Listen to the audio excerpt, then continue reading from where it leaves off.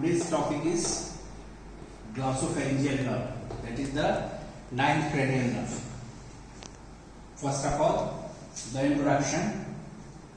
It is a mixed nerve,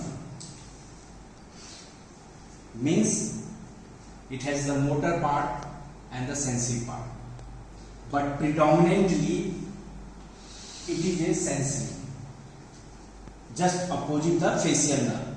Facial nerve also mixed nerve, where the facial nerve predominantly is the motor, while the glossopharyngeal predominantly it is the sensory. Now developmentally,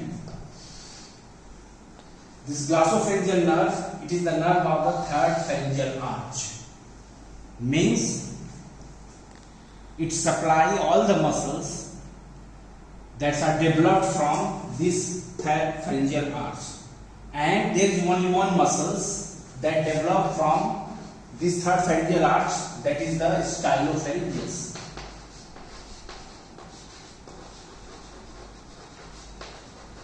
Stylopharyngeus muscles develop from third pharyngeal arch. So this glossopharyngeal nerve supply only one muscles, that is the stylopharyngeus muscles, because it is the muscle of this third arch.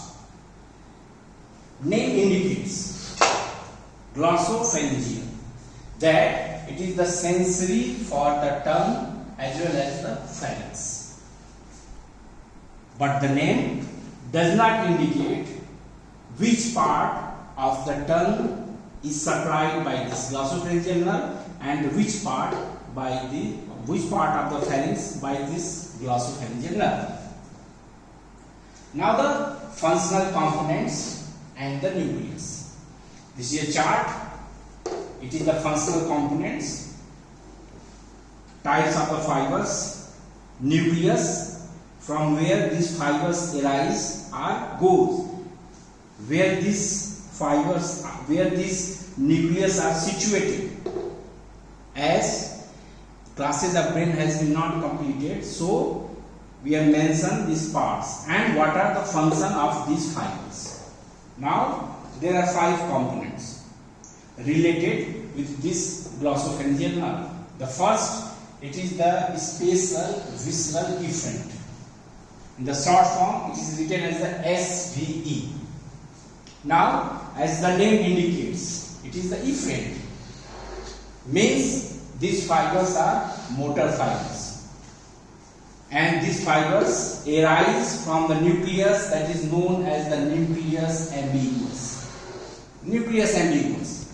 This nucleus ambiguus is situated in the medulla.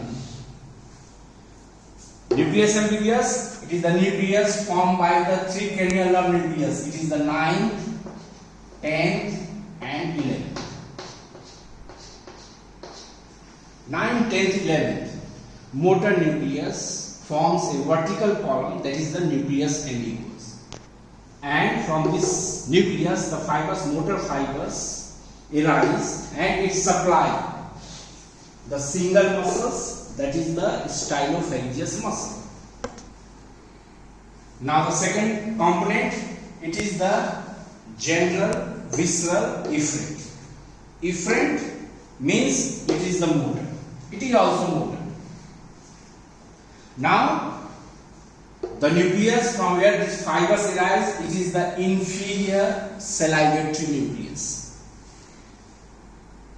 There is also superior salivatory nucleus present, but that nucleus is concerned with a different nerve, and the inferior salivatory nucleus, it is related with the glossopharyngeal nerve. This is the important point. Now this nucleus find at the junction of the pons and medulla, and these fibers that arise from the inferior salivatory nucleus carry the preganglionic secretomotor fibers. To which gland? It is the parotid gland. Remember the secretomotor pathway of the parotid gland. The secretion of the parotid gland is controlled by this glossopharyngeal nerve through this nucleus, and this component is the general visceral efferent. Now the third, it is the spatial visceral afferent. Now this is the afferent. Name indicates the fibers, it is the sensory fibers. Means these fibers goes to the center, heart center. And these fibers carry the taste sensation from the posterior 1/3 of the tongue as well as the circumvallate papilla. The circumvallate papilla, remember the class of the tongue. It is situated in front of the sulcus terminalis. So from this part, the taste sensation carried by these fibers, that is the spatial visceral afferent fibers, and they relay these fibers to the nucleus tractus solitarius. Nucleus tractus solitarius on its upper part. Like nucleus ambiguous, it is the 9th, 10th and the 11th. This nucleus tractus solitarius, it is the 7th, 9th and the 10th. These three cranial nerves, nuclear fiber forms this nucleus tractus solitarius. So it is the spatial visceral afferent fibers that carry the taste sensation from the posterior 1/3 of the tongue and the circumvallate papilla that is situated in the medulla relate to the nucleus tractus solitarius. Now the fourth, it is the general visceral afferent. It is also afferent. Short form, it is the GVA. Afferent, so it is the sensory fibers.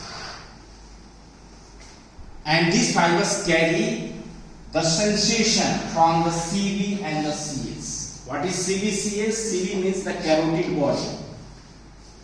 And CS, it is the carotid sinus.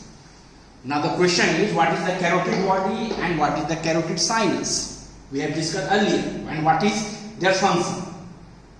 The afferent fibers, sensory fibers from the carotid body and the carotid sinus is carried by this glossopharyngeal nerve through these fibers, general visceral afferent fibers, and they relay to the lower part of the nucleus tractus solitarius.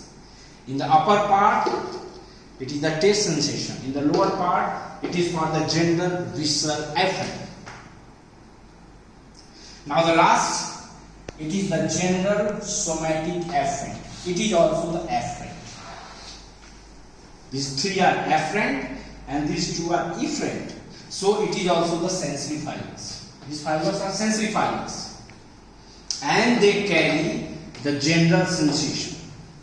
General sensation means pain, touch and the temperature from posterior 1/3 of the tongue, from soft palate. We have discussed the soft palate. Then it is the palatine tonsil. It is the oropharynx part of the pharynx. It is the middle ear cavity, that is the tympanic cavity. It is the auditory tube, major part. It is the tympanic membrane, and it is the mastoid antrum or mastoid air cells. So these fibers, that is the general somatic afferent fibers, that are the sensory fibers, carry general sensation from these regions, and they relate to the spinal nucleus of the trigeminal nerve. The trigeminal nerve, it is the station or the general sensation of the head neck region, and this nucleus is situated in the medulla as well as the spinal cord.